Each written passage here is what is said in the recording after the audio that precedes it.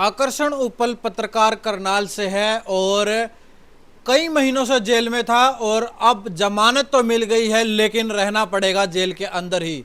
तो इसको लेकर अभी हमारे साथ अजय सिंगला एडवोकेट अभी हमारे साथ जुड़ चुके हैं। उनसे पूछेंगे आखिरकार क्या कुछ पूरा मामला है, जमानत मिलने के बाद पत्रकार आकर्षण उपल को जेल में क्यों रहना पड़ेगा। सिंगला जी नमस्कार, आपका नमस्कार। चैनल में स्वागत है। और ये आखिरकार मामला क्या है, जमानत मिलने के बाद भी पत्रकार आकर्षण उपल को जेल में ही रहना पड़ेगा। ऐसा है, उनको जो जमानत मिली है, हाई कोर्ट ने उनको जमानत दी है। जो तहसीलदार वाला प्रकरण था उसमें उनको जमानत मिल गई है।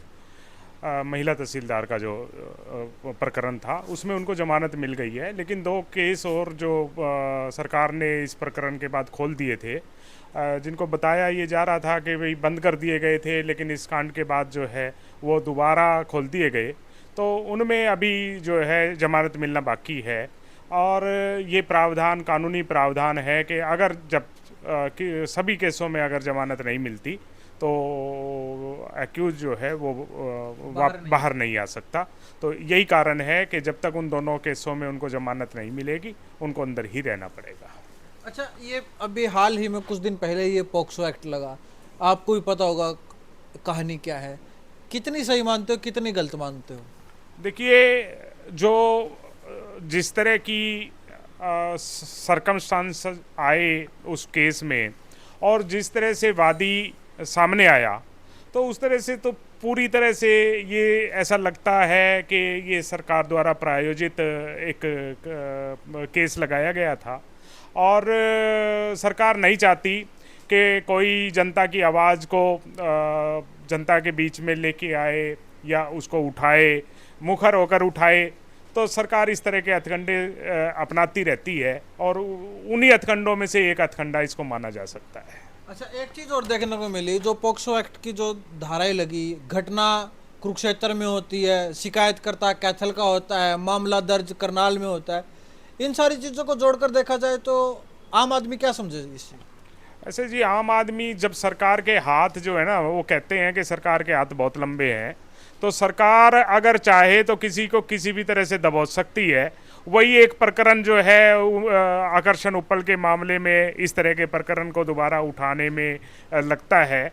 और सिर्फ जो है वो एक ये जनता को संदेश देने का एक माध्यम बना दिया कि अगर आप आवाज़ उठाएंगे तो आपको कुचल दिया जाएगा। एक इस केस में ये चीज भी देखने को मिली थी कि 5,000 रुपये की उसने पेशकश भी की, उसने रिश्वत भी ली। और ऐसे हमारे पास काफ़ी सारे केस आए कि जिन लोगों की आकर्षण उपल ने अपने माध्यम से लाखों रुपए की मदद करी। जो लाखों रुपए की मदद करने वाला व्यक्ति क्या 5,000 रुपए की रिश्वत लेगा? ऐसा है जी, 5,000 रुपये की रिश्वत के आरोप जो मैं समझता हूँ उसमें पूरी तरह से निराधार आरोप है।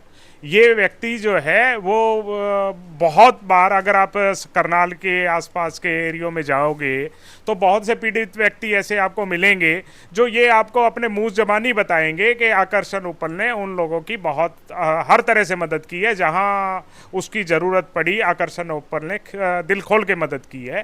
तो मेरे को तो ऐसा लगता है कि सिर्फ और सिर्फ जो है वो पब्लिक को दबाने का एक हथकंडा है, पब्लिक की आवाज़ को दबाने का सरकार का एक हथकंडा है। और इस तरह के हथकंडे जो है वो कभी काम नहीं आया करते। जो लोग हैं, क्रांतिकारी जो लोग हैं, वो और मुखर होके फिर वापसी आते हैं।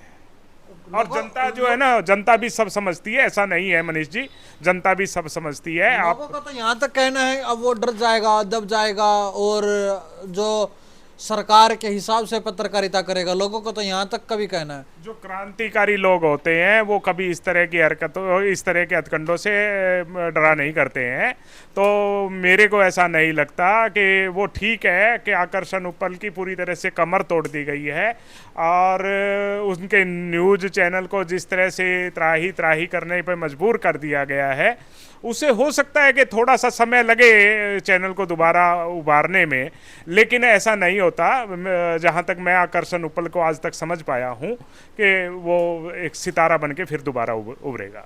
मतलब लोगों की आवाज एक बार फिर से बनेगा। हाँ, बिल्कुल बनेगा, बिल्कुल। मेरी अपनी जो कैलकुलेशन बताती है वो यही बताती है कि वो लोगों का सितारा बन के उभरेगा। ऐसा भी हो सकता है कि करनाल से मुख्यमंत्री मनोहर लाल खट्टर विधायक है, क्या पता उनकी कुर्सी हिला दे बाहर देखिए, कुर्सी तो मुख्यमंत्री की हिल ही रही थी कि जिस तरह के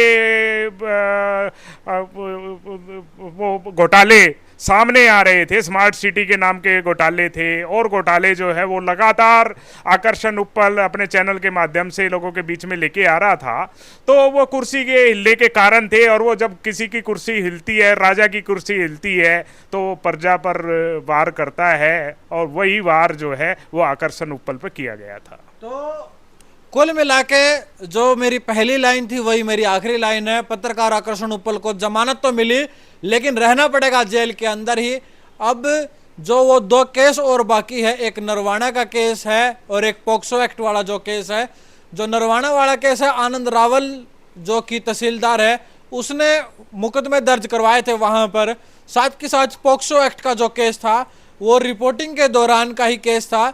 कुरुक्षेत्र रिपोर्टिंग के लिए बुलाया गया था। एक बच्ची के ऊपर से गाड़ी, स्कूल की बस गुजर जाती है और वो एक्सीडेंट में घायल हो जाती है। वहीं पर पीड़ित परिवार आकर्षण उपल को बुलाता है खबर कराने के लिए, लेकिन मौका देखिए कि आज से वो 1 से 2 साल पहले की घटना है, और उसके बाद क्या होता है जब शिकायतकर्ता कैथल का होता है, घटना कुरुक्षेत्र की होती है, साथ के साथ मामला दर्ज हुआ करनाल में होता है। इस पर आप लोगों की क्या कुछ राय है? लेकिन उम्मीद ये जताई जा रही है लोगों की कि जल्द ही उसको उन दोनों केसों में भी जमानत मिल जाएगी। तो इस वीडियो को आप ज़्यादा से ज़्यादा शेयर जरूर कीजिएगा। मैं मनीष कुमार, अखंड भारत की आवाज़ से।